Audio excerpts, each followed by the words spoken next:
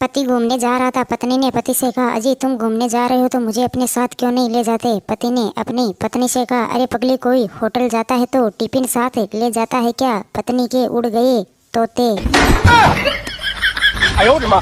पति पत्नी से बोला, मैंने आज अपना बीमा करवाया है। पत्नी ने अपने पति से कहा, यह तो आपने बहुत अच्छा किया, अब मुझे तुम्हें बार बार कहना नहीं पड़ेगा कि अपना ख्याल रखो। पत्नी का जवाब सुनकर पति हुआ शॉक्ड। बंटी ने अपने दोस्त पप्पू से कहा, ओए तूने अपनी सगाई क्यों तोड़ दी। पप्पू ने बंटी से कहा, अरे यार उसका कोई बॉयफ्रेंड ही नहीं था। बंटी, तो क्या हुआ। पप्पू ने कहा, अबे जो आज तक किसी की ना हो सकी वो मेरी क्या होगी। मास्टर जी ने पप्पू से कहा, पप्पू बताओ शांति किसके घर में रहती है। पप्पू ने मास्टर जी से कहा, शांति उस घर में रहती है जिस घर में पति और पत्नी दोनों मोबाइल चलाते हैं। पप्पू की बात सुनकर मास्टर जी बेहोश होते होते बचा।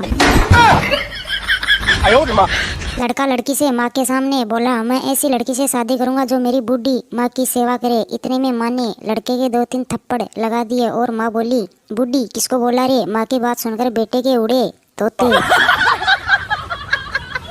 रानी सहेली बबली से, तुमने ये नई साड़ी खरीदी है। बबली, हाँ 5,000 रुपए की है। रानी, ज्वेलरी भी नहीं खरीदी है। बबली, हाँ पूरे 2 लाख रुपए की है। रानी, क्या तुम्हारे पति की नई जॉब लग गई। बबली, नहीं मैंने पति ही बदल लिया।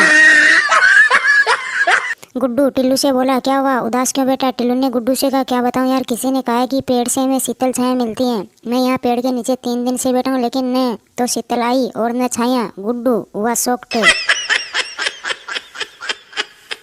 पति ने पत्नी से कहा, तुम बहुत प्यारी हो। पत्नी ने पति से कहा, थैंक्स। पति ने कहा, तुम बिल्कुल राजकुमारी जैसी हो। पत्नी ने कहा, थैंक यू। और बताओ क्या कर रहे हो।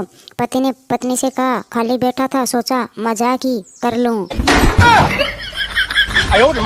भिखारी बैंक में गया। उसने लास्ट में खड़े इंसान से उसने भीख मांगी। वो बोला, आगे जाओ। उससे आगे वाला बोला, आगे जाओ। ऐसा करते करते वो काउंटर तक पहुंच गया और अपने पैसे निकाल कर 1 मिनट में बाहर आ गया।